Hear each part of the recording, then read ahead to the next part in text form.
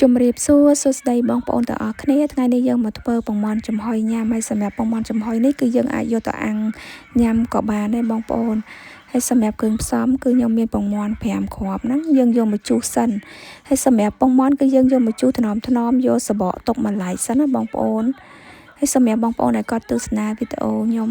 កុំភ្លេចជួយចុច Subscribe YouTube Channel នេះខ្ញុំម្នាក់មួយផងដើម្បីទទួលបានវីដេអូថ្មីទស្សនាជារៀងរាល់ថ្ងៃឥឡូវគឺខ្ញុំចាប់ផ្ដើមជូសពងមាន់5គ្រាប់ហ្នឹងដាក់ក្នុងចានសិនបងប្អូនសម្រាប់ពងមាន់5គ្រាប់នេះគឺយើងត្រូវទុកសបកដើម្បីយកមកច្រកចូលវិញយកទៅចំហុយបងប្អូនហើយសបកពងមាន់គឺយើងជូសកុំឲ្យបែកតែយើងជូសបែកអត់មានអីច្រកចូលទៅក្នុងសបកវិញបងប្អូនឥឡូវនេះគឺយើងជូសចិត្តហើយបងប្អូនបន្ទាប់ពីជូសហើយគឺខ្ញុំយកសភាហ្នឹងមកដួសយកសបកពងមាន់ដែលជូសចូលទៅក្នុងចានហ្នឹងយើងដួសចេញបងប្អូនហើយបងប្អូនដួសចេញឲ្យអស់កុំຕົកតែពេលយើងចូលទៅចំហុយទៅគឺញ៉ាំទៅមានឈប់គឺមានសបកនៅក្នុងហ្នឹង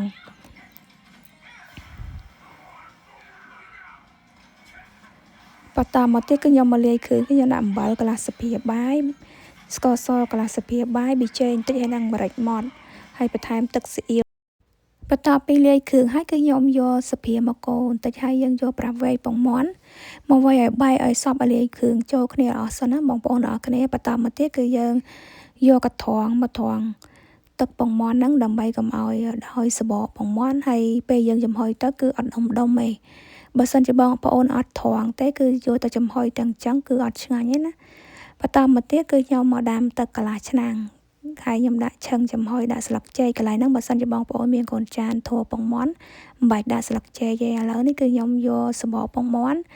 យកមកច្រកទឹកពងមាន់ចូលវិញហើយសម្រាប់ការស្រក់បងប្អូនកុំច្រកពេញពេកច្រកប្រហែលជាពាក់ក្រាលចិត្តពេញអីណាបងបើសិនជាបងប្អូនច្រកពេញពេកធ្វើឲ្យពងមាន់របស់យើងគឺហៀចេញមកក្រៅហើយអញ្ចឹងគឺយើងច្រកល្មមពាក់ក្រាលអីឬក៏ចិត្តពេញអីបងប្អូនទាំងអស់គ្នាឥឡូវគឺខ្ញុំច្រកចិត្តហើយបងប្អូនច្រកឲ្យអស់ពងមាន់យើងហ្នឹងបងប្អូនជូសប្រហែលគ្រាប់5គ្រាប់បងប្អូនច្រកឲ្យគ្រប់5គ្រាប់វិញណាហើយខ្ញុំយកទៅចំហុយនៅក្នុងឆ្នាំងហើយខ្ញុំដាក់អញ្ចឹងបងប្អូននេះទៅបើសិនជាបងប្អូនមានចានដាក់សម្រាប់ធัวពងមាន់មិនបាច់ដាក់ស្លឹកចេកទេតែខ្ញុំដាក់ស្លឹកចេកដោយសារខ្ញុំអត់ចានដាក់អញ្ចឹងខ្ញុំអត់មានកូនចានទេអញ្ចឹងខ្ញុំដាក់អញ្ចឹងទៅចំហុយបានដូចគ្នាឥឡូវគឺខ្ញុំចំហុយឆ្អិនហើយបងប្អូនគឺប្រហែលជា20នាទីអីជាងគឺយើងចំហុយឆ្អិនហើយយើងយកមក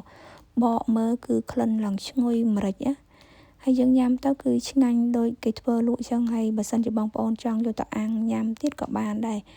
ហើយខ្ញុំអត់បានអាំងទៀតទេដោយសារយូរពេកចឹងខ្ញុំញ៉ាំទាំងចឹងហ្មងគឺឆ្ងាញ់ដូចគ្នា